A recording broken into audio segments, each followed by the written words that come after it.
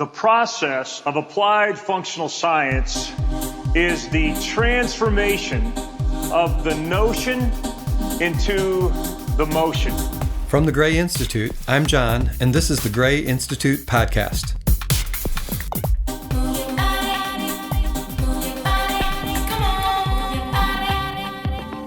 Gray Institute is internationally acclaimed for its innovation, development, mastery, and delivery of applied functional science, AFS.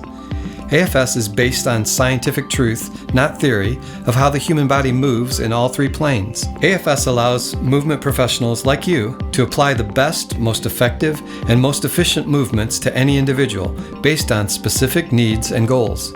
For 40 years, through training, education, and mentorship, Gray Institute has equipped over 150,000 professionals with comprehensive knowledge in the principles of applied functional science. Whether you are physical therapists, personal trainers, athletic trainers, chiropractors, strength and conditioning coaches, physicians, physiotherapists, occupational therapists, osteopaths, physical therapy assistants, or kinesiologists, our goal is to help you become the go-to movement professional. The Gray Institute podcast is questions-based. You send in your questions and we'll discuss them. If you're listening and have questions, email them to info@grayinstitute.com. We join Gary as he discusses optimal body movement and function for our clients. From Gray Institute, I'm Gary Gray, and this is the Gray Institute podcast. Thank you for joining us today. It's always an honor to have you go along and allow me to jibber-jabber about things that are out there and questions people have and thoughts that hopefully allow us all to just take better care of our patients and clients and our friends and our family. So thank you for joining us. A couple of really good questions today. The first one is a question that's near and dear to my heart, and it's almost like I set this one up. And I think because he's a friend, it might be a setup, so I can share. But it's a question from a gentleman by the name of Steve from North Dakota. And he indicates that he's listened to a couple of the podcasts and has listened to a number of our webcasts and seen a lot of our videos, and indicates that periodically he hears the word Triadox and said initially he thought he understood it, but doesn't quite understand it, and basically said, would you mind sharing when Gray Institute says Triadox, what does that mean? Well, first of all, it's a made-up word, not unusual for Gray Institute. We try not to make up words to make things more confusing for others or to make it look like we got our own little Mickey Mouse Club with our own words. But Triadox reflects our belief and also reflects what we call truth. We all know what a paradox is. A paradox is either a couple different words that just are contrary to each other, or a couple different phrases that are contrary to each other. But when you bring them together, they all of a sudden seemingly have this meaning that you go, oh, wow, that's significant. In applied functional science, there's a number of paradoxes. For instance, in order to unload, you must load first. Therefore, movement itself is what we would call a paradox. In order to jump up, you got to go down first. In order to throw something forward, you must take your body backward. So there's all kinds of what we call paradoxes. However, we learned and realized early on that there's a lot of triadoxes. And since things were in three, we couldn't call it a paradox. The most obvious one that we all know of is the body itself moves in the sagittal, frontal, and transverse planes. So when I do anything, if I walk, if I throw, if I dance, if I reach down and pick up my granddaughter, the question is, so what are the joints doing? What motions are they going through? And we would need to say triadoxically, they're going through all three planes at the same time. What's beautiful about that is you can purely, it's almost impossible in human function, but a robot can be engineered to just have sagittal plane motion or frontal plane motion or transverse plane motion by how we rigidly design the joint. All of our joints, however, are designed to be triadoxical joints. They're designed to be in the sagittal, frontal, and transverse planes. And of course, some joints give us equal amounts of all three, and some joints are dedicated for dominating a certain plane and a little less in another plane. So it's understanding that allows us to understand function, the triadox of it. The movement system itself is a triadox. Are we neurological? Are we muscular? Are we skeletal? And the answer is yes, we're neuromusculoskeletal. So you'll rarely hear us talk about musculoskeletal disorders or the musculoskeletal system. You'll very frequently hear us say the neuromuscular skeletal system, because it's in the power of the triadox, understanding how the nerves and the muscles and the bones get along that allow us to move. That is the power of understanding human movement. Just in health and fitness, if you go into a health club, they sometimes what we would call separate the triadox a little too much. Here's our endurance room. Here's our, so to speak, cardio room. Come over here. Now here's our flexibility room. And come over here, some more machines or free weights. Here's our strength room. Where the human body really says, no, I'm triadoxical. I want basically you to create a mobility in me, strength to control that mobility, and the endurance to continue it the way I want, to do what I want. And therefore, the way we rehabilitate, the way we train and condition is a triadoxical understanding. We as human beings are extremely triadoxical. We are mind, body, and spirit. Some people might call it mind, body, and soul. Some others might say mind, body, and heart. Doesn't matter how you say it. We as human beings have this voice inside us, this ability, a God-given ability to understand that we are a created design and we're not like rodents, so to speak. And so we are triadoxical. We're not a paradox, we're a triadox. Three things come together to make up your special, you being as special as you are. Look around the world right now, look anywhere, and you'll see all different colors. Every color is a triadox. Every color is potentially a combination of red, blue, and green. Now, there are some pure reds out there, some pure blues out there, and pure greens out there, but in nature, they're not. You have to fabricate that. You'd have to go in and, if you wanted a pure red, you'd have to pull out every flake of blue and every flake of green, and the sky and the grass and the oceans are all triadox. So very triadoxically speaking, we would say that just understanding the beauty of color is a triadox in itself. With our GIFT program, our 40-week mentorship program, GIFT fellows say, hey, I want to continue to learn, but more importantly, I want to be able to share this more effectively with my patients and clients and from a professional standpoint with other professionals. And therefore, we developed a triadoxical track, which is called PlaCoachMate.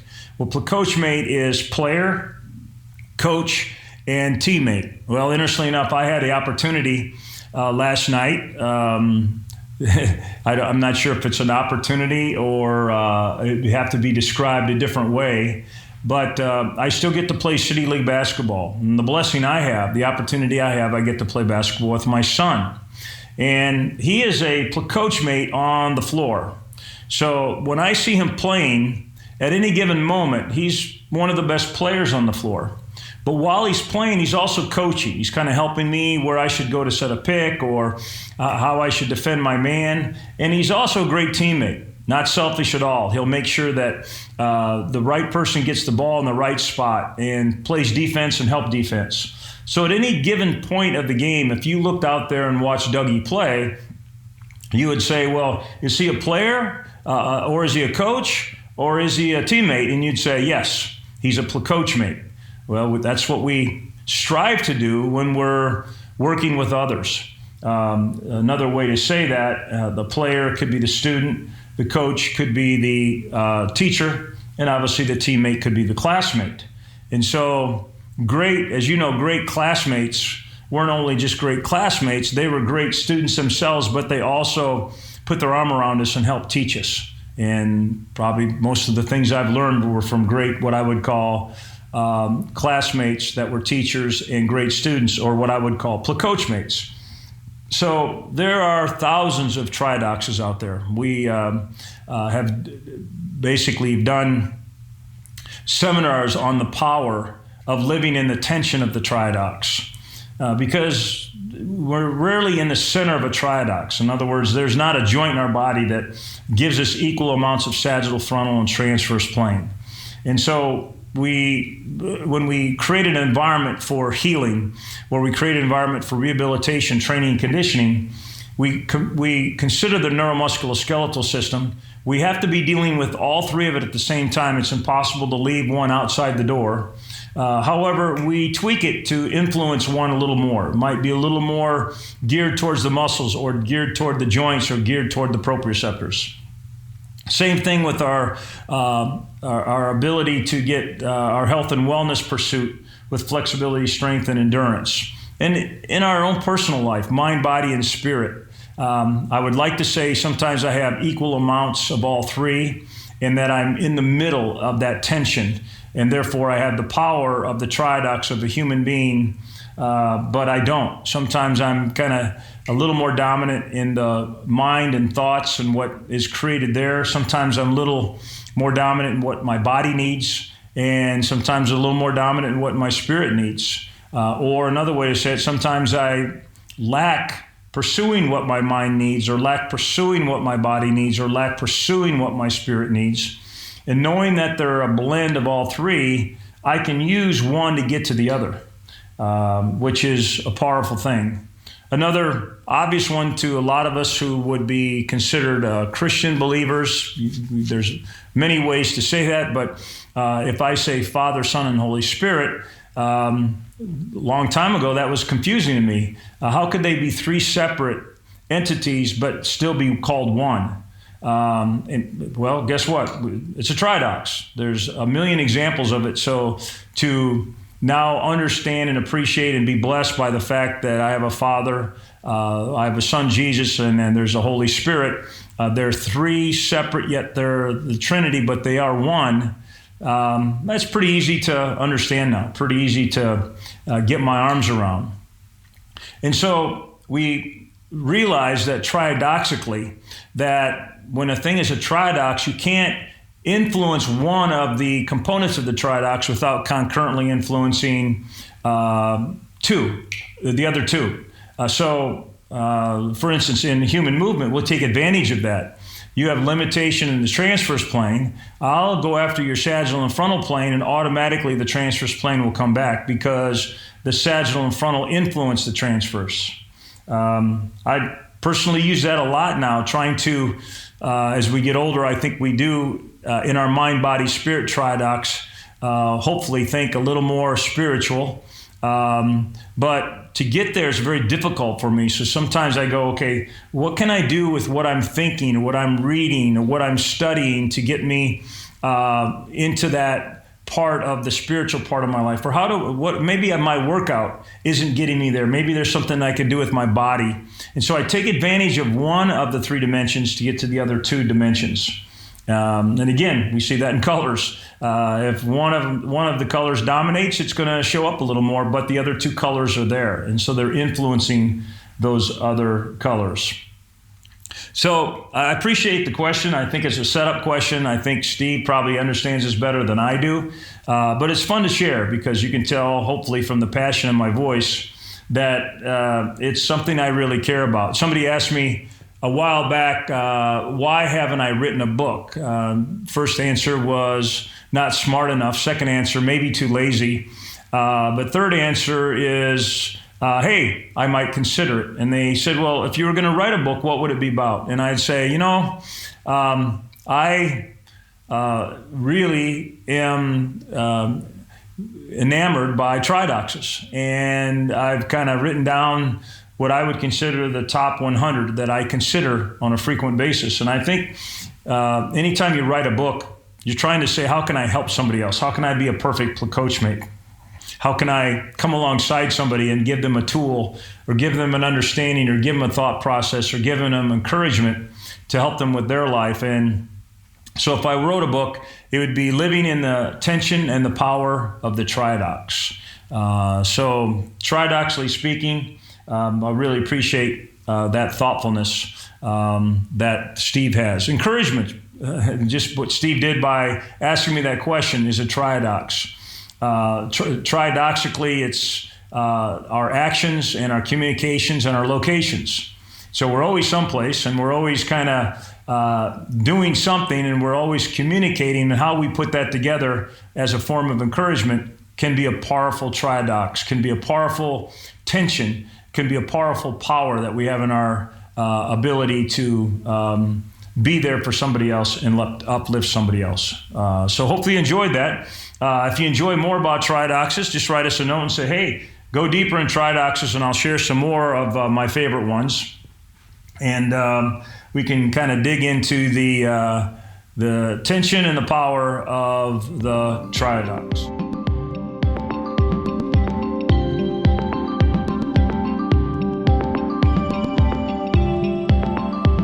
The second question comes from Luann, and Luann, we're not really sure where she's from.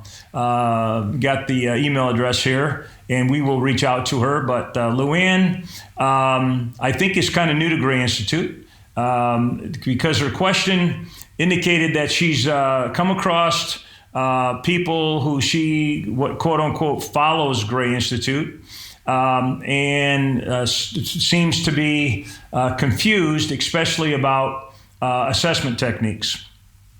And so she basically made it real simple on us and said, what is the difference between the functional movement system, the FMS system that's been out for a number of years, as compared to 3DMAPS? And you can tell she was introduced recently to 3DMAPS, and I'm not sure how the person presented it to her. I hope they did it in a very respectful way, but it apparently made her challenge whether or not the functional movement system is functional. And strangely enough, another question, is it movement? And therefore, can it really be a global human movement screen? So for us, that's a pretty easy one to answer because that's what we've been studying most of our life, and we can answer that pretty well. The way we answer those now is we answer it scientifically.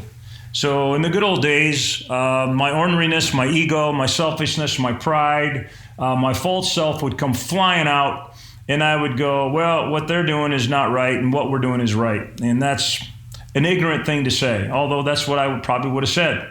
And so now I try to look at it more scientifically, less emotion. I can't tell you my ego's not involved. I think it's always involved. That might be one of those triadoxes. The ego is part of a triadox, so I can never just get rid of it.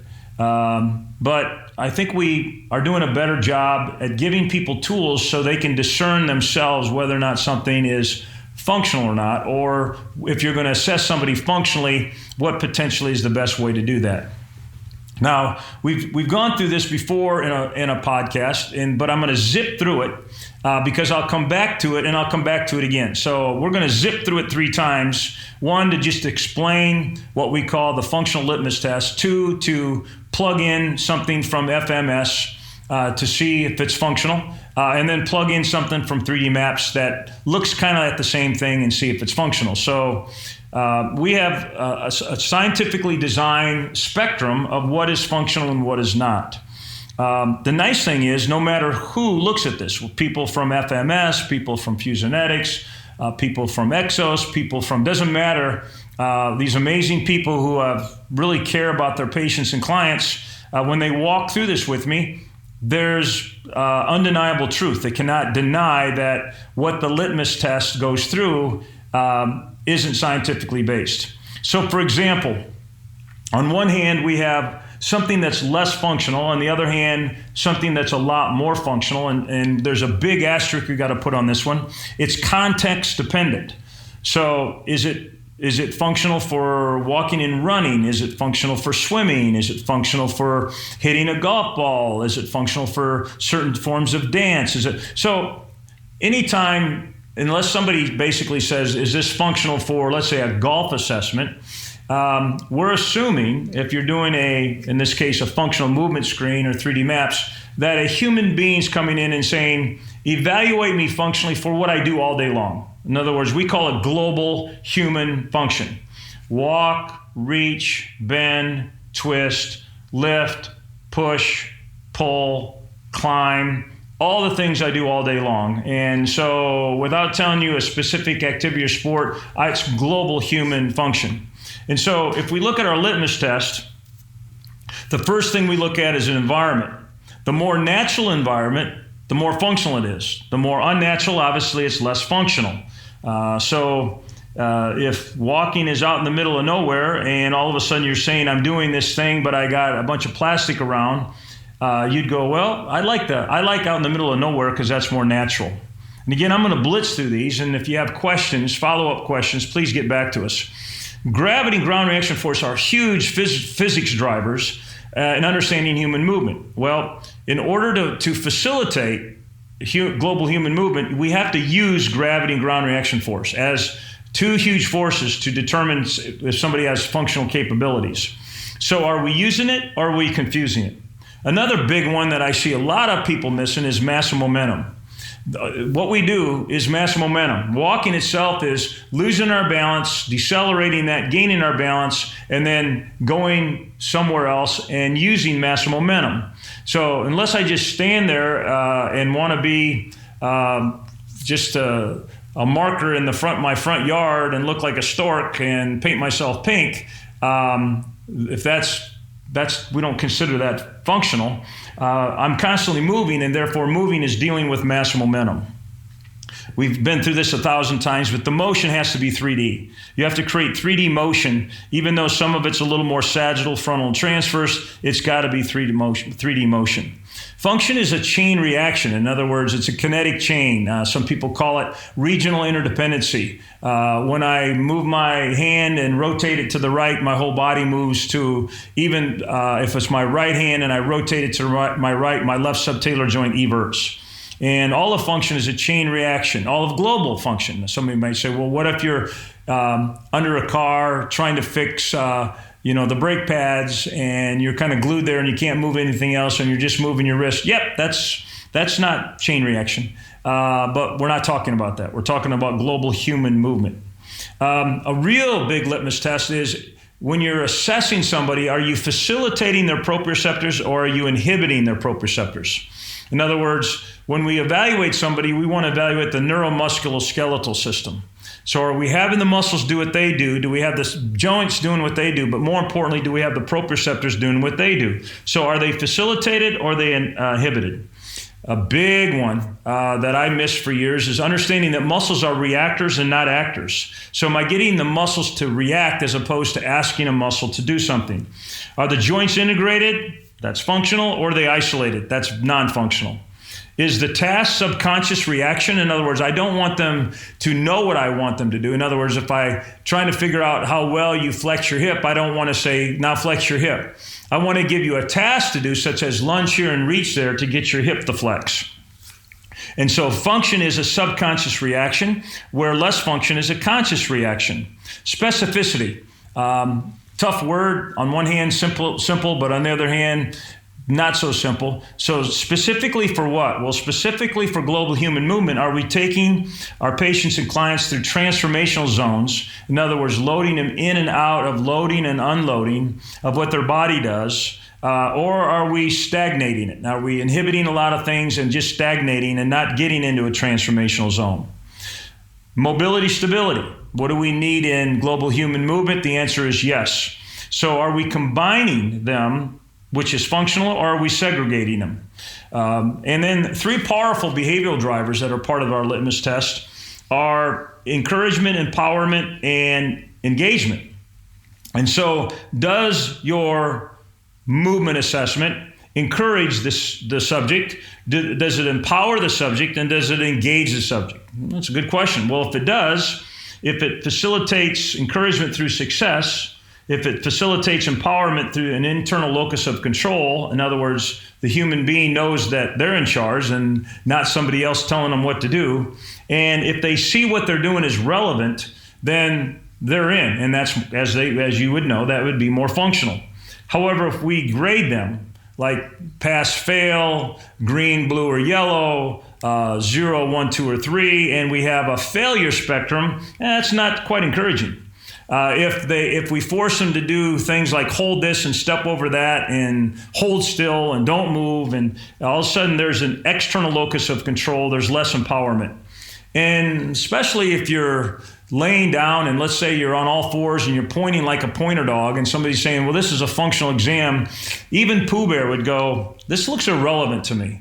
In other words, I understand that I can get on my hands and knees and I can stick my arm out or stick my leg out, but I don't see where this is relevant to me saying to you, I want to enjoy my day better and therefore take me through an assessment. So we're going to blitz through it again, but now we're going to plug something in. So global human movement, let's take something from FMS, but the reason I'm taking this one, in fact, I could take probably any of the 7, is that I've done this one. For years I did it and wasn't gutsy enough to ask me, so why am I doing it? And when I finally asked myself, why am I doing it? My first answer is I have no idea. Now I know why I was doing it. Somebody told me, but I don't do it anymore because it has no more meaning to me. And here's what I mean. So you're laying somebody on a table and you're having them lift their leg up and you want to see if they get to 90 degrees and you give them a grade. Let's say they get a 3 if they go to 90 degrees.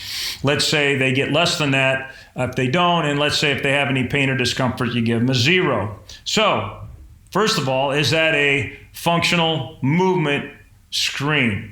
Well, first thing is you're holding their leg up so there's no movement. And the real question is it functional? Well, let's not ask the FMS people. Let's not ask Gray Institute. Let's ask science. Let's ask our spectrum. So our spectrum would say, well, let's go through it real quick.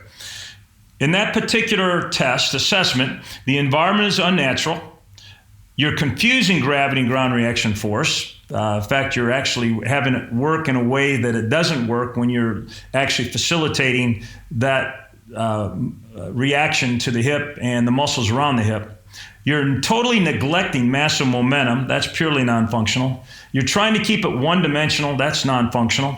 It's a link action. It's not a chain reaction. That's non-functional. You're inhibiting 99% of the proprioceptors by laying them on a table and just moving the hip. That's non-functional. You're asking the muscles, you're asking the person literally to bring their leg up to flex the hip, and so the muscles now become an actor. That's non-functional. You're isolating out the hip. You're not taking in consideration that the hip really talks to the subtalar joint and to the knee, and it talks to the thoracic spine. And so what are they doing during this test? Nothing. You're isolating it out. The task is a conscious reaction, which is purely non-functional.